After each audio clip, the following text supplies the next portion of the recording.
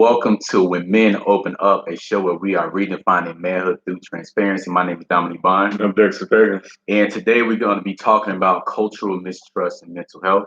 Last week, if you joined us or if you missed us, we talked about cultural mistrust, but we also talked about, specifically, we talked about implicit bias, the biases that we have, whether we are aware of it or not. But we wanted to focus on just for a couple of weeks on cultural mistrust, especially with this month. This month is I think it's Black mental health. I think. yeah, Black mental health. So we wanted to choose something that was relevant to this month, and I think really diving into uh, why we have these biases, where they may come from, how to identify them, what to do when we do identify them or recognize them, and even for today, speaking about the culture of mistrust in mental health, uh, specifically focusing on African Americans, and we may or may not focus on men and women, but for the sake of this conversation, much of this conversation is going to be specifically geared towards Black men. Yeah. Why are where is this mistrust when it comes down to mental health? Where is it really coming from? Why do we have these views in the black community? So we're going to get into that. But those of you that are joining us, please do us a big favor and share this broadcast. Let someone know about this broadcast. It's a very, very important conversation. So please share this broadcast and feel free to chime in, give us some feedback, some comments, whether you agree, disagree, that's all good. Just chime in. But Dex, cultural mistrust and mental health, man. Yeah. So, it's a huge topic. You and I have talked about this offline behind the cameras, on a number of occasions. But the reality is one, we know that amongst our demographic as Black men, we don't particularly like to see mental health counselors. And I think one of the issues is that a lot of the mental health professionals don't necessarily look like us. And, on the surface, that might not seem to be a big issue, but, when you're talking about opening up to a complete stranger, I think there's a level of comfort that naturally comes with being able to speak to somebody who looks like you. I think sometimes we kind of assume, that there's a shared struggle. In many cases, there is a shared struggle. And I think our ability to relate, at least on that most basic level, affords us the opportunity to go deeper into the mental health work. But when you don't see, Black men in that capacity, you question, your ability to really share your concerns with somebody who might get you, and so with this particular subject, we're talking about the fact that, we struggle with the idea of being able to open up to somebody who might not understand us from a cultural perspective, who might not, get us, and keep in mind, if you're talking to somebody in the mental health space, you might be struggling to get your own self, let alone trying to get someone else to understand you. So this is a huge issue, and hopefully by the time we conclude this particular episode, we can make some headspace. Most definitely. And, I want to ask, like I said, why is there mistrust in the Black community when in terms of mental health? And we're in a small way we're going to touch on healthcare, but specifically we're focusing on mental health because it's intertwined in a sense. But we want to specifically focus on mental health. So where is that mistrust coming from? Where is that? Because when we talk about cultural mistrust, just to make sure we're on the same page, we're really talking about the lack of belief in terms of the Black community. We're talking about the lack of belief, trust in white mental health professionals. And due to this leads to us being guarded, us being very suspicious, us being, having a lack of confidence in what is being provided essentially. So that's what we're referring to when it comes down to cultural mistrust. But I kind of want to focus on. I'm not sure where you want to focus on first, but I kind of want to focus on the influences and the factors that's leading up to this mistrust, or is that really stems from the mistrust. Yeah. I mean, if you think about it, the mistrust amongst the black community and the health industry and the mental health industry, it has its roots. I think the roots are very significant. If you think about it, this country, we had the Tuskegee, experiment, which actually ended, a few years before I was born. So these aren't like ancient, Right. situations, but in the Tuskegee experiment, they were exposing black men to syphilis, and they left it untreated, and keep in mind that a number of these things were done for, the sake of advancing, medical technology, but it was at the expense of, whole groups of people, you know what I'm saying? So you got things like the Tuskegee experiment. You got, I think the person who's known as the father of modern day, gynecology, he used to perform experiments on his slaves, and he wasn't even using anesthesia, You have like the Henrietta Lacks, where, they're doing research up until even to this day, Right. some 60 years later on her cells. And this was unknown to her, you know what I'm saying?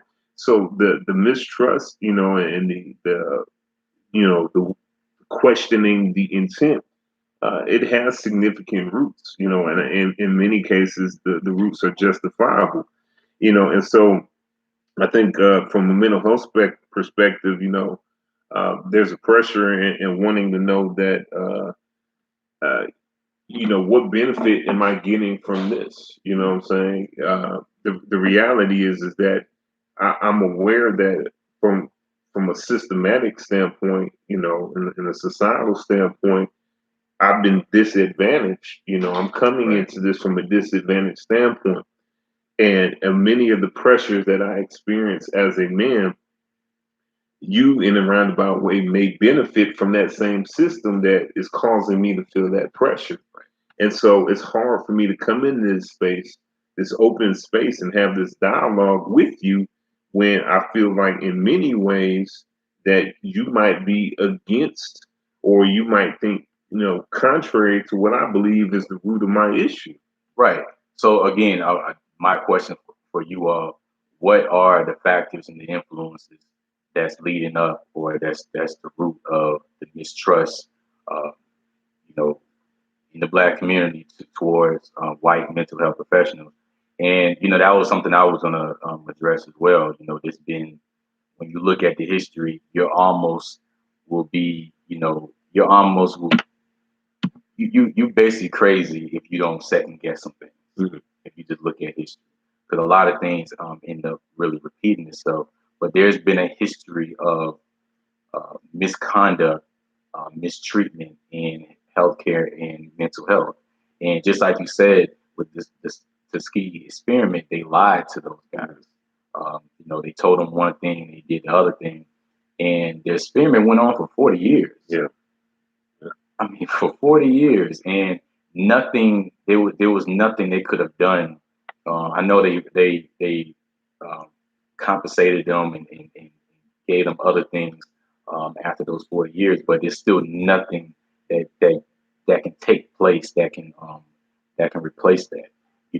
I think another thing is through the through past experiences, so many of us have been in spaces where we're not accepted. And when we're in spaces where we're not accepted, that's something that doesn't feel so good. So you're not gonna always force your way through, because when when going into those spaces where you have to force your way through, there's gonna be resistance, and there's consequences with that resistance. And in other cases, that's something that you remember. That's something that you don't want to be reminded of. But when you're in those spaces that has those similarities, when you're seeking professional help, um, that's going to bring back some memories, and you're going to be you're going to have a feeling of resistance. You Yeah, get what I'm saying? definitely. So that's something that you just don't want to go through when it come down to, that's something that's always in somebody's mind when they're seeking help. What does this person really know about me? Mhm. This person doesn't come from where I come from. There was a brother who stated, you know, um, I would like to seek help, but my problem is no one looks like Mhm. me. And how do I expect someone to provide services for me and really help me out when they probably don't accept me? Mhm. So again, if you grew up with that experience, I don't. It makes sense why you will have those type of Yeah. reactions and those responses in those type of settings. I think we also have to really question what are white professionals really establishing that is specific for African Americans as well. You get what I'm saying? Mhm. There was a report. There's a lot of reports that I read, and one of them is it was talking about depression in Black men. And I think I shared this with you as well. And there's a lot of studies that shows that depression does not always look the same in Black men compared to white men. Yeah. So there's also, not only has there been misconduct and mistreatment in healthcare and mental health, but there's been a pattern of misdiagnosis as well, purposely Mhm. and by mistake. You get what I'm saying? So we have, throughout the years, we have been traumatized, but that trauma has been transferred to us, whether we directly experienced it or not. You get what I'm Mhm. saying? You just can't help. We question things that other folks don't have to question, Mhm. and that's just due to our this due to history in our past. Man, you must be looking at my notes, but but but that's true. When I was thinking about it, when I was preparing for this, I was going to, from the vantage point of, I wonder what factors are they taking into consideration when they see me. Are you looking at it The through question, are you looking at it through the lens of maybe what your education has told you? Or are you able to, go a little deeper and say, hey, maybe what you're unable to articulate is something that you inherited from your parents, and the fact that maybe their parents had a situation where it radically, you know, changed and shifted their lives, and now it became the norm. You know what I'm right? saying? And so, as opposed to you saying, "Well, hey, you just sound like you're having a bad day," what it is that I've been, ingrained to be defensive. You know what I'm saying? Right.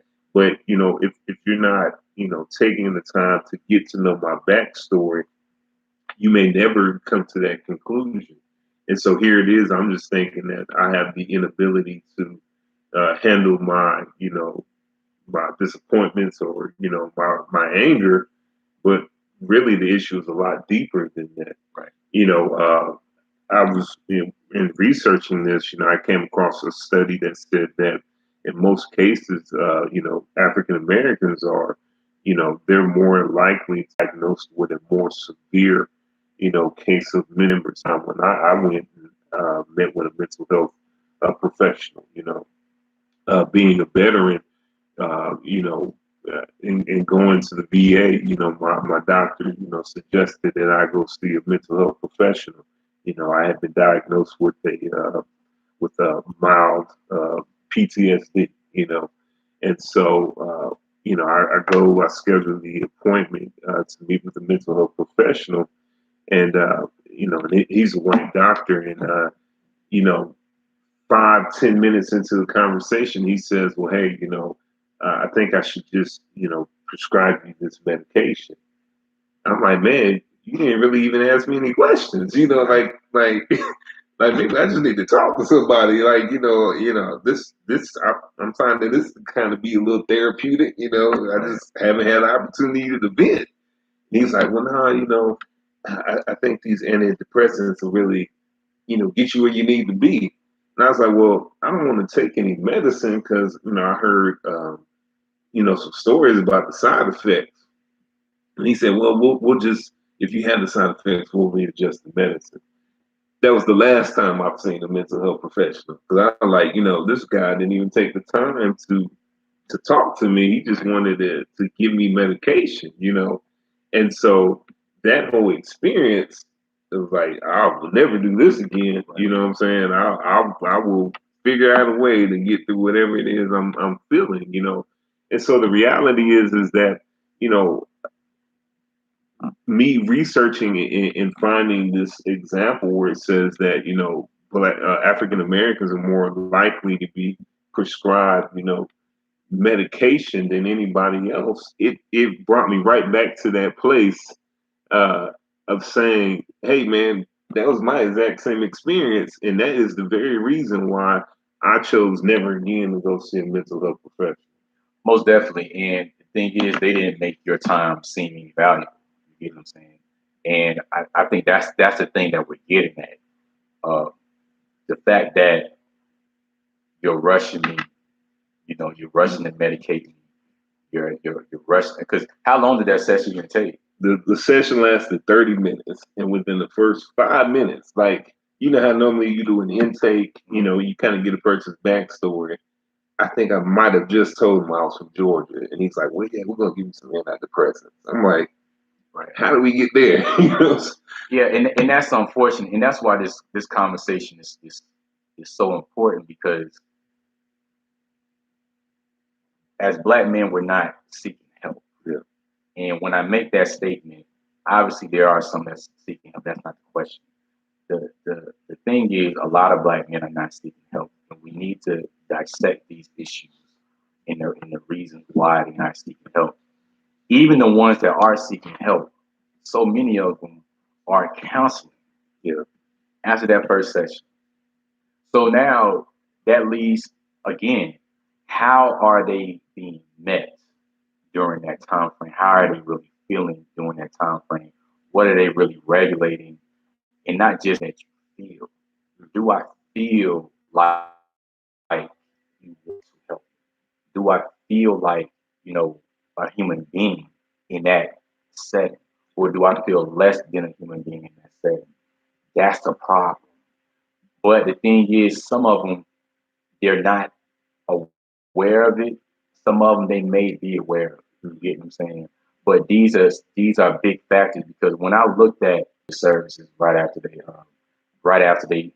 go through their first session, it was mind-boggling that almost a third of guys are just canceling these services, and really some majority of them don't even look forward to even seeing someone who doesn't look like them from the get go. So this is something that we really have to we really have to dive into. You know what I'm saying? But I also want to get into unless you have some other things that you want to No, address too. just hey, man, you causing me to relive that whole experience. But yeah, I mean, but the reality, I'm a part of that 30%. After that whole encounter, I was like, I'll never do this again. That I remember them like, well, hey, just set up a follow up appointment. I'm like, no, I'm good. Yeah. That's exactly what I told them. I said, no, I'll find something else to Yeah, deal and with it's this. unfortunate because so many of us as men, we already don't see the relevance of it. Mm-hmm. We don't. We feel like this is something that we can just kind of get over on our own. Yeah. I'm not gonna lie. My father, if it wasn't for other factors, um, quote unquote benefits, Mm-hmm. really motivating him to go seek that help, Yeah. he probably wouldn't have seek the help. You get Yeah. what I'm saying? He probably didn't see the relevance in that because of his background. But all these different factors, so we're not motivated. We don't see the relevance of it. We're not encouraged. But then when we finally go step into that setting, we're disappointed because of the way we were treated. But I want to also focus on some things on how we can address this issue. Obviously, what we're doing right now to have the conversation, because for the sake of time, we can go over a whole list of different reasons why, as Black men, we just don't trust, we lack in trust in white mental health professionals. But I also want to identify and talk about some things to address it as well, whether it's from their standpoint or our standpoint as well? And I was sharing this with you before we went live that I'm a mental health professional, uh, mainly because I feel like I understand this the overall value of getting that mental health, making sure you're mentally healthy. And so, I want to put that out there first that, if you don't have that system in place, if you don't have that network, but you need the help, you know, I would dare to say, do what you need to do to get that help. You know what I'm saying? And then as you are familiarizing yourself with that space, then start to seek out maybe other professionals who you might feel comfortable with. Right. But don't, continue to put it off if you know it needs to be done. But also with that being said, and just like I shared with you before we came on, I said that I would have to have these conversations with them first. If I was to sit down with um, a white mental health professional, I would have to say, hey, look, um, these are my hangups. You know what I'm saying? This is I'm coming into this whole situation, and these are some of the concerns that I have. Mainly that, uh, you know, the comfort level, not really fully knowing if we can relate. You know, uh, and not being a proponent of jumping straight on medication without the conversation. So I would use my own experience as a way of finding out if that person could meet the need. If they can't meet the need, then there's no need in prolonging the inevitable because I'm not coming back. But this is necessary. Then I will also just caution and put this out there that for the white mental health professional, it's not a one glove, one size fits all approach. At the end of the day, I feel like we have a tendency to lean on our academic knowledge. You know what I'm saying? But there has to be a level of personability where you get to know the individual. You know what I'm saying? And if you can strip away all of your own preconceived notions, I think you have a better likelihood of making some real uh, headway with that person. Most definitely, and I add to this, just reaffirming the brothers' mindsets and their feelings as well. Your thoughts and feelings are valid. You have it's not an excuse. It's not a victim mindset. I think one of the things that I always talk down on is when we want to bring up issues, when we want to bring up problems, um, we we tend to demonize that as a way of saying that we're giving excuses or we're having this victim mindset. The thing is, you have to recognize, you have to acknowledge those problems in order to address it. And I'm going to add this, when there are some things, there are some questions you can ask, there are some things that you can do in that session to understand if that person is worth it. Because to be honest, I don't believe I wouldn't encourage any client to deal with that for more than one session. To be honest, because those stereotypes, those biases, those stigmas, those things don't get worked out overnight. No. You can't convince me. Those are things that takes time to work out. So what I'll add, my advice is if you have those feelings, I think you need to voice that. I think you need to voice what it is, that's making you uncomfortable. I think it's okay to voice, um, about the setting. I think it's okay to voice, you know what, I feel like you rushed me out of here. You know what I'm saying? Because you're trying to give me medication within, less than 10 minutes into to the session. You get what I'm saying? I also think, along with having more of these conversations, I think there needs to be more education and training for white mental health professionals. Um, at the end of the day, if I'm not doing what I'm supposed to be doing to make sure I'm able to serve a certain population, uh, I don't have I'm not doing my due diligence. You get what I'm saying? To be effective in what I do. I think another thing is, there are some, to address. I think I'm not mistaken. I think 2% of mental health professionals are Black men. I think it's 2%. I could be wrong. And so there are some initiatives that's addressing this issue to attract students to go into social work, to go into psychology, sociology as well. I think we need more of those initiatives because, to be honest, social work, when I was an undergrad student in the beginning, I didn't really know much about it. I didn't know much about social work. I didn't know the different avenues and lanes in mental health. You get what I'm saying? So I didn't see the relevance for me. You get what I'm saying? The only thing I just knew about was counseling, and I only knew a small bit of social work. You get what I'm saying? But for the most part, I didn't know anything about social work, and I really do believe with our history and our background, so many of us is deep rooted in us to address these social issues. You get what I'm saying? And I really do believe the social work really educates people to have more of an understanding of those issues, whether it's social issues or mental issues as well. Man, brother, you said a mouthful, and I think sometimes when it's all said, that there's no need to say anymore. So, this is just important, and I would highly encourage, the brothers who are in the space of being mental health professionals. You know, I know you try to make yourself as visible as possible, and uh, from our vantage point, if there's anything that we can do to kind of get you out there and promote your services, please let us know inboxes, because at the end of the day, this is very important. I can't tell you how many people are just neglecting the need to seek help uh, based upon the fact that they don't feel comfortable. And for as minute as an issue as that might seem, or minute as an excuse as it may seem, it's the reality. I'm thinking about somebody very specifically right now.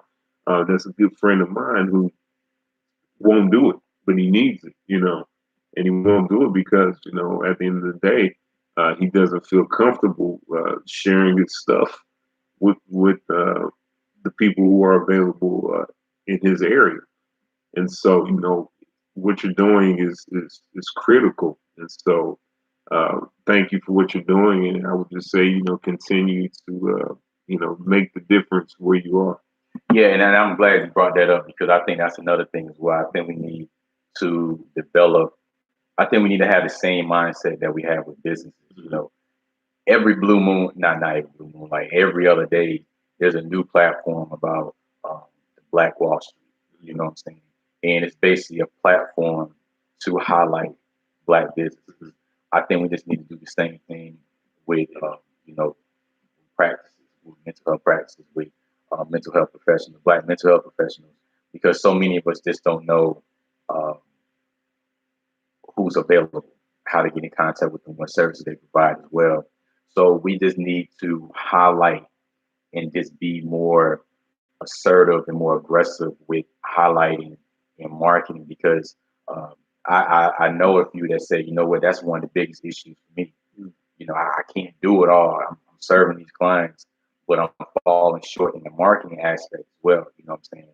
So that's something that, and, I just want to put this out there because I hold us accountable for us to put something in place as well. And we'll definitely keep you all updated with that as well. But we really want to hear from you all. What are some things, even with you, that kind of makes you hesitate, that makes you very suspicious with seeking help from a mental health professional, or even when you're sitting in, the doctor's office, as well. So what's making you more suspicious? What's making you feel guarded? Why, what is it? So share those things with us and give us some more feedback and so forth. But is there anything else you wanted to share? We got some things that we dropped, man. So we definitely got some things in the work. First thing first, Women Open Up University. That's WMOU University. We want you to sign up to our email list, you can do so by going to our website, which is whenmenopenup.com. Or if you're on Facebook, you can, the link is right there to send you to it. But sign up to our uh, email list, and what you'll do is you'll actually get a free course from our university. And then we're looking at August, we'll be launching a series of courses. And so we're excited about that. We got some upcoming speaking engagements, so we'll definitely, post those on the social media page. But definitely, it's a busy time. It's a good time, and we're just excited about the opportunity to share this message that we as women open up have to share. Most definitely. So if you enjoyed it, please in life, you may be in that zone, in that moment where you just feel like, you know what, I just don't know what the process is to get where I want to get to. You know what? Every time I set a goal, if for some unknown reason I just can't get to it. I'm always scratching off. I'm always getting to something else, and you're at the point where you're just so frustrated. You just had enough, and you just need someone to really walk you through the steps. This course is very, very detailed. We went Yes. longer than we thought we was gonna go because we really want people to really have an understanding on how to develop a concrete process for themselves. Because some people just need to be walked. You Yeah. get what I'm saying? There's been so many things that I just wanted to accomplish, but I just didn't know a good process for me to have. And you don't have the process, when you don't have the understanding, you begin to be disappointed, Hmm. you begin to be very frustrated, and all of these emotions are going to weigh you down to the point where you're just going to say, you know what, I'll get to this later. So I know that sounds like a lot of people. If that sounds like you, go get the free course. It's a free course. You get what I'm saying? Free. So all you have to do is just go to the website, and Dexter Peggins. this is when men open up a show where we are redefining manhood through transparency. We are out. Thank you so much.